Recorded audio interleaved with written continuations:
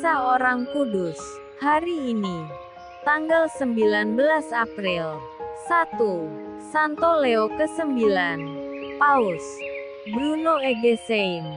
Nama asli Paus Leo ke-9 tahun 1049 sampai tahun 1054, lahir pada tahun 1002 di sebuah kota kecil di perbatasan Jerman dan Prancis. Keluarganya tergolong keluarga bangsawan yang kaya raya dan berpengaruh di Jerman. Semenjak kecil, Bruno bercita-cita menjadi imam, terdorong oleh cara hidup keluarganya yang saleh. Ketika berumur 5 tahun, ayahnya memasukkan dia ke sebuah sekolah yang didirikan oleh Uskup Berthold di Toul, Prancis.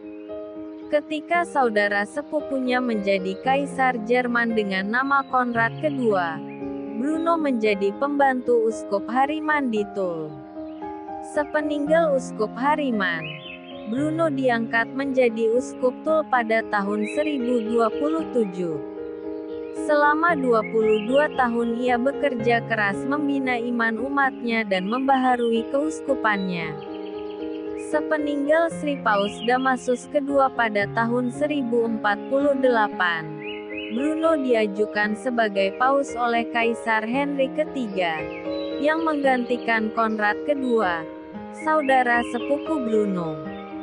Walaupun Bruno sendiri merasa berat untuk menerima jabatan mulia itu, namun ia bersedia juga berangkat ke Roma. Bersama peziarah lainnya, Bruno memasuki kota suci Roma tanpa memakai alas kaki.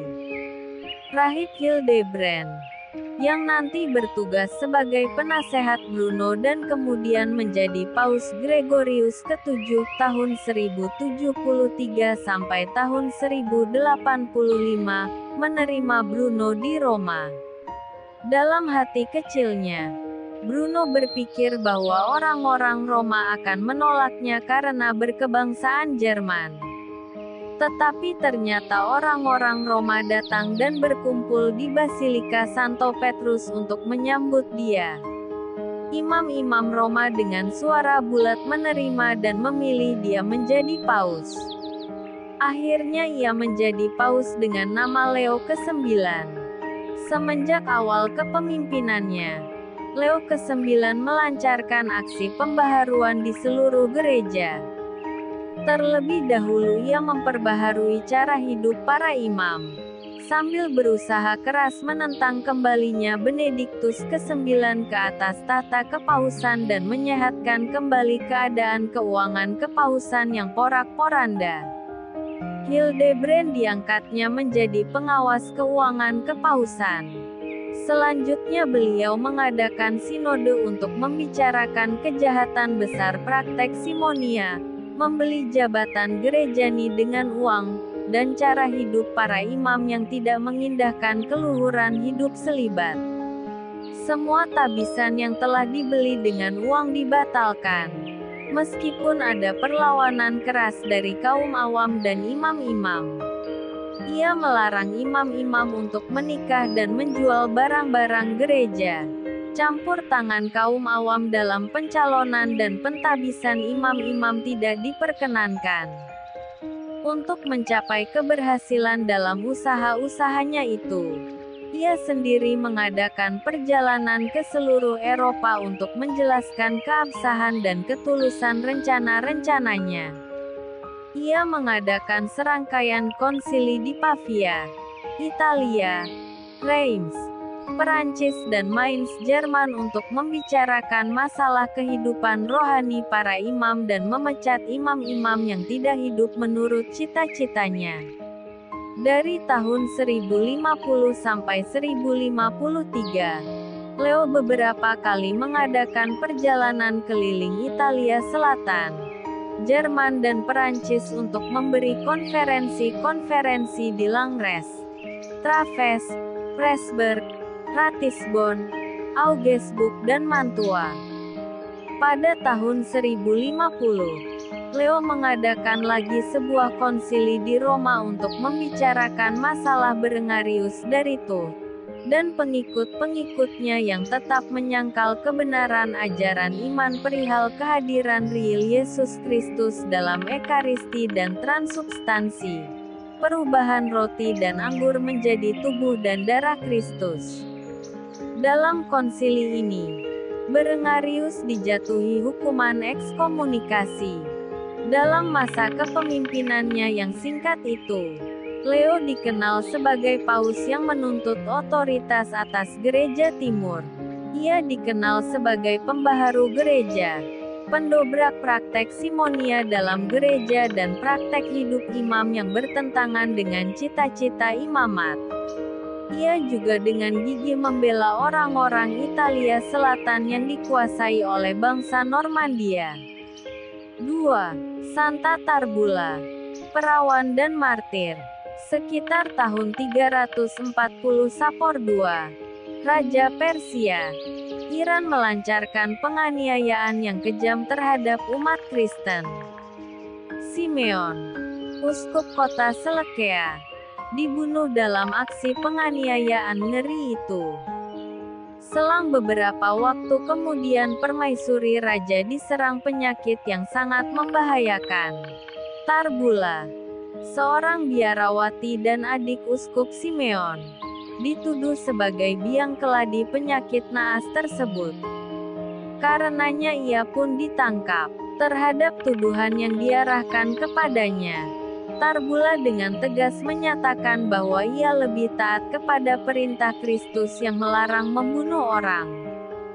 Tetapi Mereptes, hakim yang mengadilinya, tetap mempertahankan tuduhannya.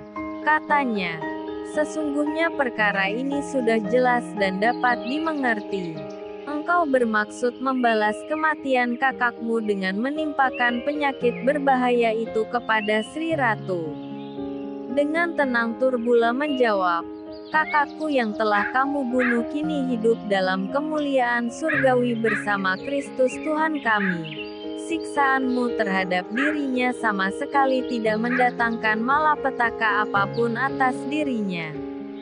Tarbula seorang gadis muda yang berparas cantik.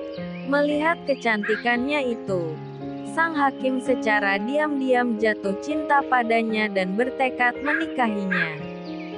Secara rahasia ia mengabarkan kepada Tarbula bahwa ia akan selamat, asal saja ia mau menjadi istrinya. Mendengar hal itu Tarbula dengan tegas mengatakan bahwa, janganlah berencana jahat terhadap aku. Aku telah menjadi mempelai Kristus, Tuhanku. Tak akan pernah aku menerima cintamu itu.